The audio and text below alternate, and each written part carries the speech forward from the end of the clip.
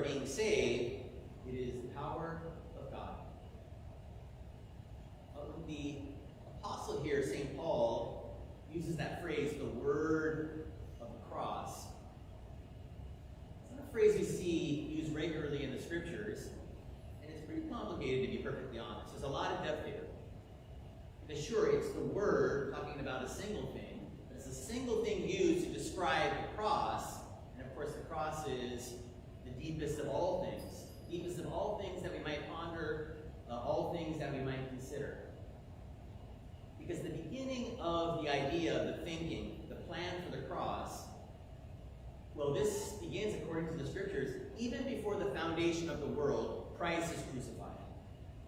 So what the cross is and what will be accomplished by the cross, what will be accomplished by the death of our Lord, well, God knows this, obviously, according to his power. God knows this, obviously, according to what we may call omniscience. But more than just knowing it, he desires it. He causes it to happen.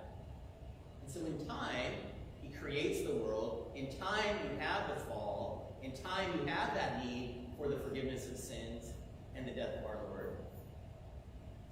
And then also in time, you have the sending to us of the Christ, Jesus.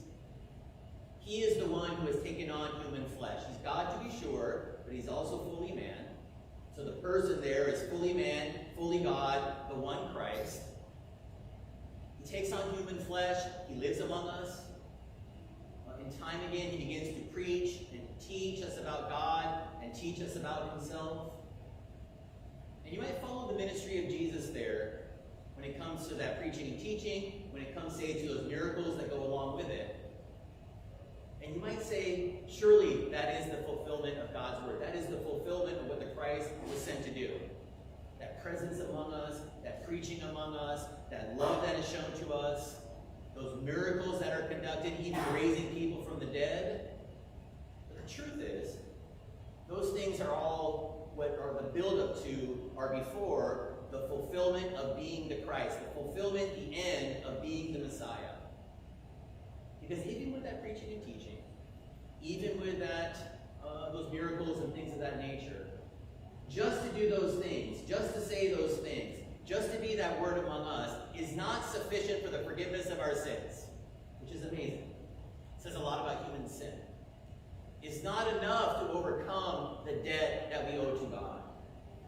And so Christ then has to come to that final place, has to come to that point of fulfillment, which is his suffering on the cross, his dying, and that followed then by the resurrection from the grave. By suffering, dying, and rising, Christ has taken on the burden of our sins. By suffering, dying, and rising, Christ has overcome the sins of the world. By suffering, rising, pardon me, this is the wrong word. By suffering, dying, and rising, in the right order, Christ has fulfilled the scriptures. Fulfilled the scriptures for you, fulfilled the scriptures for me, in terms of how are we to be delivered from our sins? How are we to be restored to God himself? How are we to begin to know and to understand and receive his love and his blessings and his desires for me, for you, to be forgiven, to be adopted as a child of God, and to be the inheritor of life everlasting, all because of what Christ has done for us? Well, that's kind of a long route to getting to. I think that's what the word of the cross means. All of that. The word of the cross is the summary of all those things. The word of the cross is the encapsulation of all those things, all those ideas, all those goals, all of those purposes under that one thing, the word of the cross. So maybe the word, I don't know for you, I still have a hard time kind of getting my mind to consider this. That's what the word is. But just think about the symbol of the cross. I think it's easier for us to comprehend. Think about the crosses that you're wearing, the crosses that are here. These are not placed here because we think they're interesting architectural features. Because we're interested in seeing people sort of come together and have crossroads or any number of interpretations you get about the cross. The cross is the summary. The cross is the idea. The cross is all of God's love for you, grace for you, desires for you, all come together, fulfilled, and now provided to you because of what Jesus has done for you in his suffering, in his dying, and in his rising from the grave. Well, this word of the cross, so great, so wonderful, so profound, the free gift of salvation from God himself for us, without any merit on our part. You would think people would hear this. People would say, wow, that's great, and would come to believe it, embrace it. Consider it the greatest thing they could hear in this world, the greatest thing that they could receive in this world, because of course that's absolutely true. What Paul tells us here is that when it comes to the word of cross, this is folly. This is an act of foolishness for those who are perishing. But for those who are being saved, the same word of the cross, the same summary of all that Jesus has done for us, this is the power of God. Well, when you come to that word power, I don't know if you studied that for the sermon, but my thinking on this is always, if you're going to have wisdom, you're going to have folly. That's what you're going to continue with. You're going to have wisdom, you're going to have folly, and those are the two things. It's like sin and grace, it's like light and dark, it's like honor and shame. It's wisdom and it's folly, foolishness. But here, the scripture that's cited doesn't say foolishness, doesn't say, it says power. It is the power of God. You see, this is an important point for us to think about. This is important for us to consider, because when we think about the power of God, the default is typically, God is all powerful, and he can do all things. God is all knowing, he knows all things, he's omniscient. God is omnipresent, he's powerful in that way, he can be in all places and in all times. And that's going to be the power of God here that we're concerned with. That's the power of God, and there's nothing more to it when it comes to the scriptures. That's simply not true. It's true God is powerful in all those ways. That's absolutely true. He is all-knowing. He is all-powerful. He is present in all places. But the power to overcome sin, the power to overcome the debt for sin, to overcome our shame, to overcome our failures, this is not something that God can simply say, you're fine, don't worry about it. That's usually what we say. No problem, I've got it covered. That's not quite the idea here. God can't simply pronounce things that are not true, but what he can do, and what he does, is he affirms things that are true. And so the power of God to forgive sins, the power of God to overcome our sins, is absolutely tied to the death and the resurrection of Jesus Christ. If there isn't a coming to us in the flesh, if there isn't a suffering, and there isn't a dying, and there isn't a rising, according to the scriptures, there is no forgiveness of sins. We simply don't have it. There is no everlasting life with God. We simply have no access to it.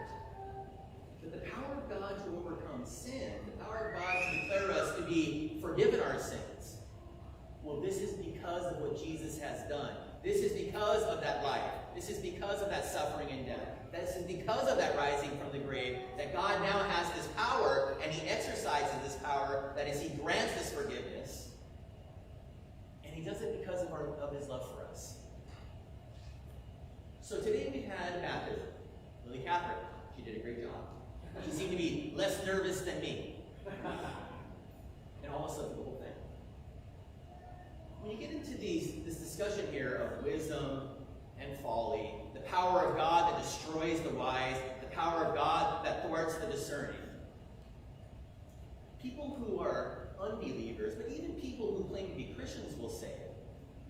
God cannot forgive a person like a Lily, or last time, like a Francine, because of their age, because they haven't made a decision for Jesus, because they haven't had this, that, or any other kinds of things that you might name. Of course, I bring this up not for the purpose of harassing other folks. That's never the idea.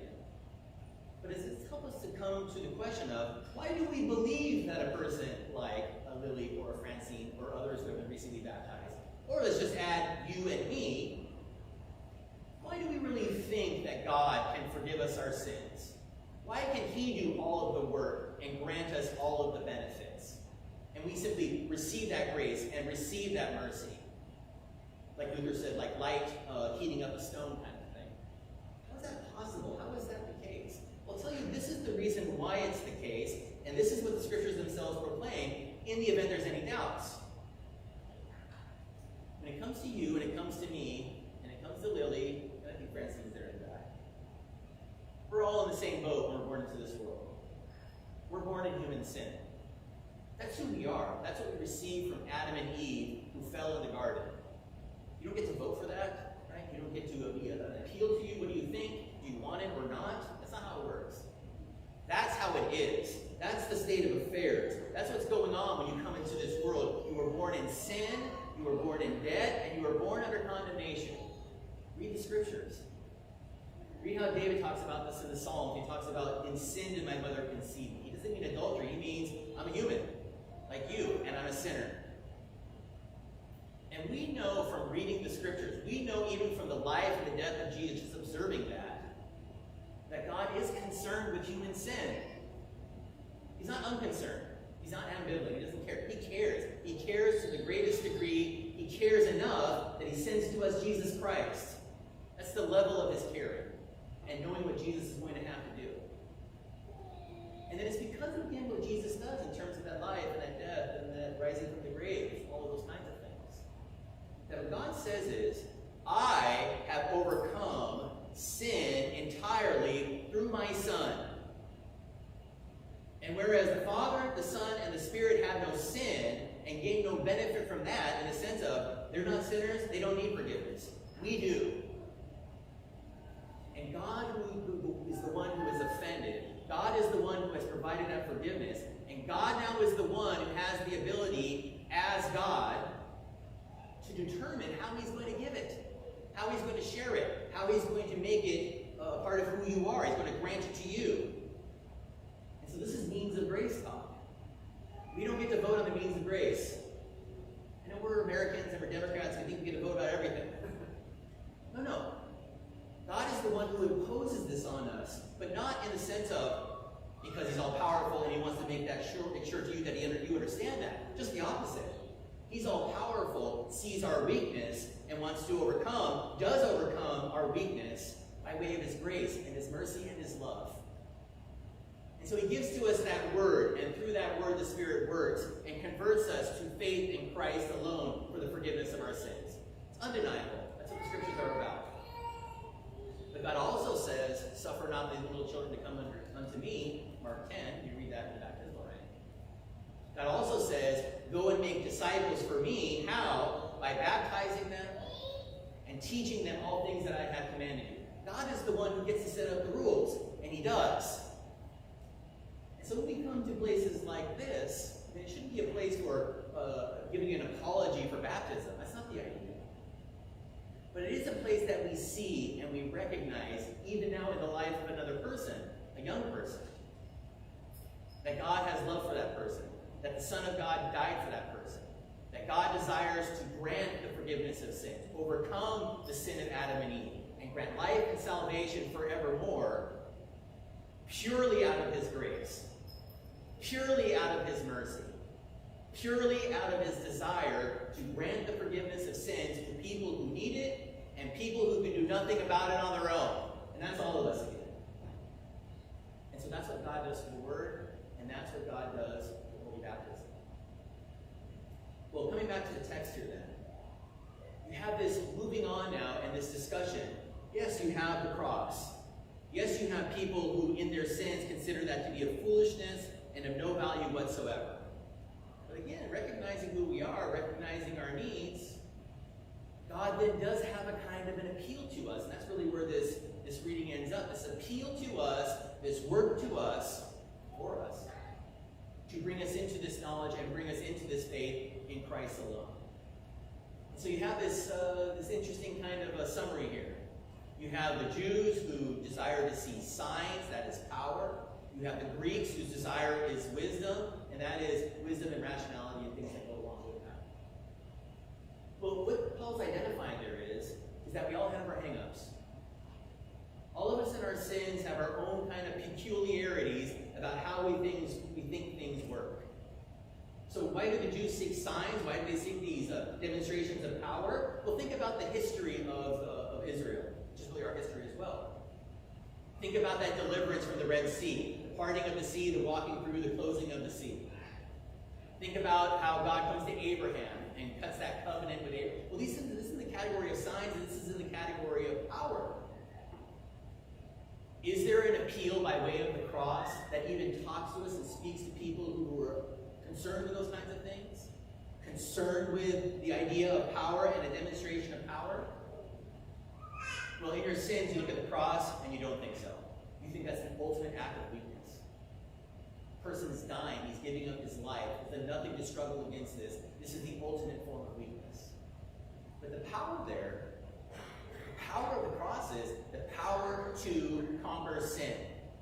The power of the cross is the power to overcome what took place in the garden, that is to overcome the devil himself. The power of the cross is the power, even though it's in death, to overcome death. So on the one hand, sure, you seek a sign, and the cross, when you first look at it as sinner, maybe it doesn't seem to be powerful. But as it turns out, it's the most powerful thing in this world because of what it can do, because of what it does. It takes away all those things forevermore. And then you have wisdom. And again, it's really kind of working along the same kind of an idea for the Greeks. Is this really something that's admirable? Is this something that you might commend to other people to follow? Well, we don't tell people to go out and to be crucified. Maybe in confession of the faith, that's one thing. But just as a matter of the good life and that sort of thing, even Christians don't say this. But the wisdom that's revealed there, right, the insight that's revealed there, is you could live in this life the whole of your life under the opinion that God cares nothing for you whatsoever. Not at all. Or even worse, you don't believe that there's a God at all to begin with. And everything is just simply by way of random choices and so on and so forth. And there's no hope, there's no desire, there's no purpose for anything. You might have this as a view. But when you hear about the cross, when you hear about what God has done in Christ, and the Holy Spirit working through that, now you see the wisdom of God revealed to you in the fullest possible form in this world. That it's not you on your own suffering and dying, and there is no concern whatsoever. But just the opposite. That God observes this and desires to release you from your sins. God observes this, knows this even before the foundation of the world, and knows he has to send the Christ, and then does send the Christ. And the conclusion in the category of wisdom that you must have when you learn about that is, I'm quite sure somebody cares about me. I'm quite sure somebody is doing something for me that I couldn't do for myself. And no offense to friends or family and this kind of thing, maybe in this world, nobody cares about helping you out. Nobody desires to help you in any way. But know this for sure, and know this for certain. God, in fact, is that one person. I'm not saying it's not true that people don't care about you. No doubt they do. But know for certain that God's desire is to care about you and to show that care for you by forgiving your sins. And so the conclusion of this reading, you have to have a sense of humor. I don't know how you can read the Bible without a sense of humor. Paul tells us, as a way of summarizing all of this, in a way where our defenses are down. He's obviously cracking jokes here. What does he say? When it comes to weakness, the weakness of God is more powerful than anything available in this world. Now, is God weak? Definitely not. That's part of the joke. But if we can conceive of God's weakness, he is so powerful to such a degree he can conquer sin, death, and the devil through the cross itself. His weakness even in Christ's suffering and dying, is more powerful than anything you could possibly have in this world. And so if you really think, hey, what I really want access to is power. What I really want is to have power and have this kind of power granted to me. The chief form of this is the cross. I know it's a perverse way of arguing, but nevertheless, that's the idea. The all-powerful God in his weakest possible way is more powerful than anything here. And the same thing goes for wisdom. Who could possibly call the all-knowing God a fool, except in forms of rhetoric and trying to make a point? But the foolishness of God, considering this in this way, when compared to all the worldly wisdom that's going on in this world from the time of the fall until the last day, all that worldly wisdom that doesn't understand and doesn't partake in the wisdom of God. Well, the foolishness of God is wiser than anything going for us here. Wiser than anything you could read in the philosophy section at the Barnes & Noble, right? Wiser than any of the pundits you might see on TV. The wisdom of God is wiser than anything. The foolishness of God is wiser than anything.